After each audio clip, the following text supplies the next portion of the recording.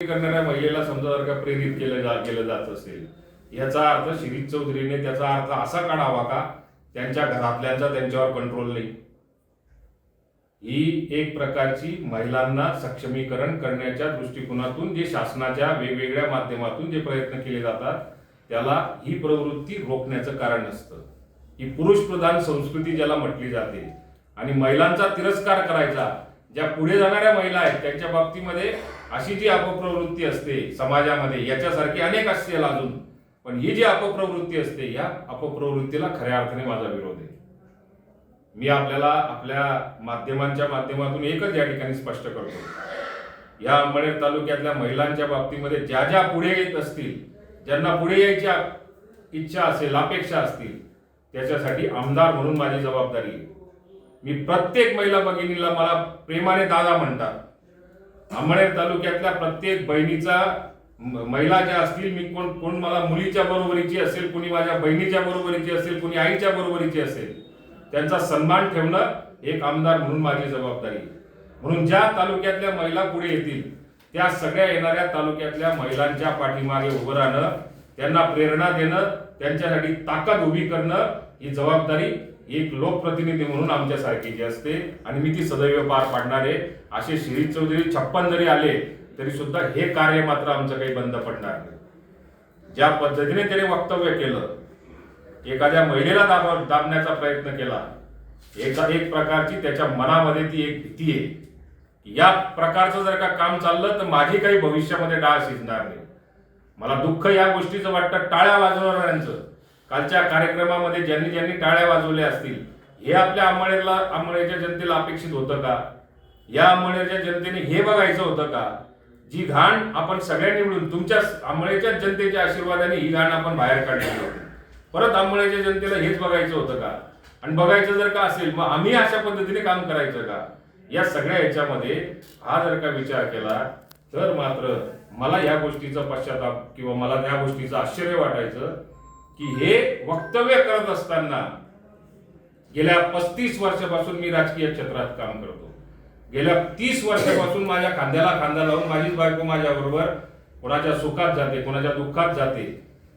माझ्याकडनं समजा जर का कार्यकर्ता दुखावला गेला असेल तर त्या कार्यकर्त्याला जवळ बसून त्याची समजूत काढते. कार्यकर्ता माझ्या घरापर्यंत येत असेल तर त्याला प्रेमाने वागवते. उपाशी असेल तर त्याला एखाद्या वेळेचं जेवण खाऊ घालते, त्याचा आदर सत्कार करते, त्याचा सन्मान ठेवते. परंतु कार्यकर्त्यांना प्रेम देण्याचं काम आज जयश्रीच्या माध्यमातून गेल्या 30 वर्षापासून माझ्या घरामध्ये बघितलं जात आहे.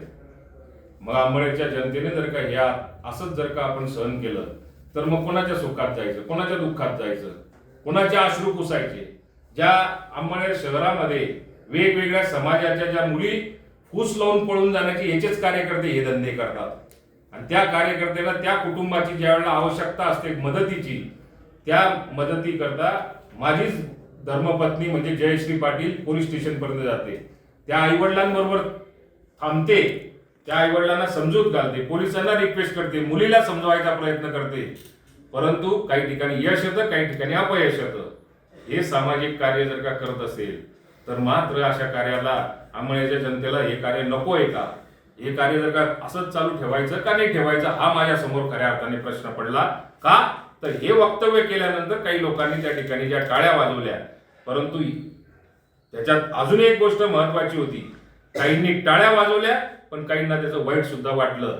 ही खऱ्या अर्थाने अंबळनेरची दुसरी संस्कृती सुद्धा आहे. अंबळनेरच्या सर्वच नागरिकांना ते त्या ठिकाणी बसणाऱ्यांना तर आवडेलच असं काही म्हणता येणार नाही, पण टाळ्या वाजवणारे जे होतात ते टाळ्या वाजवणारे ते कडगोळं जे असतं ते कडगोळं आता कुठेतरी बाहेर यायला लागलेलं आहे. गेल्या 10 दिवसामध्ये नगरपालिकेचा निवडणूक संपल्यानंतर जसं त्यांना विजयाचं आश्चर्याने जो विजय प्राप्त झाला, त्या आश्चर्याच्या विजयानंतर अंबळनेरच्या जनतेने 10 दिवसामध्ये बघायला सुरुवात केली. 5 वर्ष मला प्रयत्न करून अंबळनेरची गुंडगिरी, अंबळनेरचे धंदे, काळे धंदे हे सगळे बंद करण्याकरता मला 5 वर्ष लागले. 10 दिवसामध्ये आता त्याचे बॅनर, त्याचे पोस्टर, त्या तलवारी, त्याची त्या टाईपची ती गुंड प्रवृत्तीचे लोक जे बिळामध्ये घुसलेले होते ते आता 10 दिवसामध्ये बाहेर यायला लागलेले. आता हे परत बिळामध्ये घालण्याचं काम कोण करेल? करायचं असलं तर मग मी आमच्या सारख्याने हे ऐकायचं का याचा पश्चाताप आमच्या सारख्या. माझी आपल्याला सगळ्यांना एक विनंती असणार आहे, माझी सगळ्या अंमळेच्या नागरिकांना अंमळेच्या जनतेला एक विनंती असणार आहे, ह्या अपप्रवृत्तीला दुसरं कोणीच वाढवत नाही तर आपणच वाढवत असतो.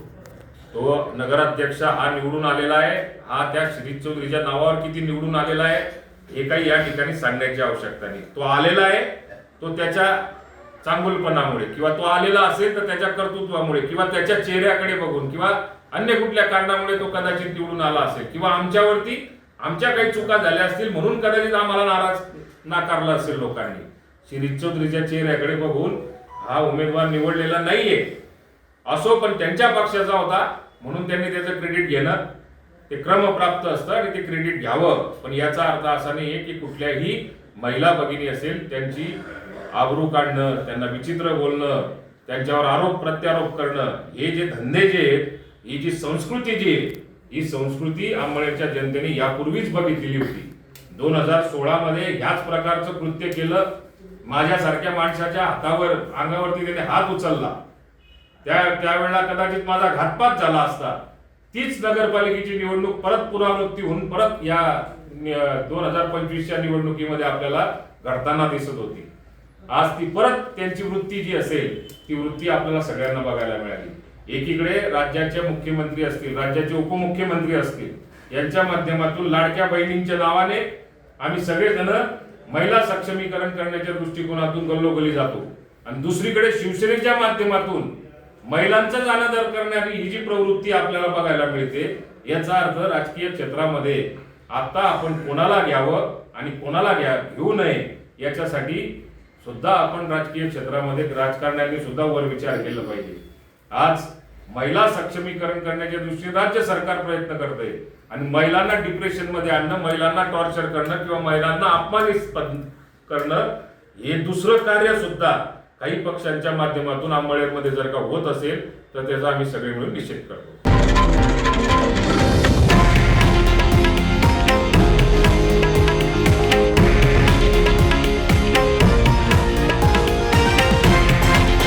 हे आहे देशातील नंबर 1 न्यूज नेटवर्क आणि आपण पाहत आहात TV9 मराठी, एकमेव.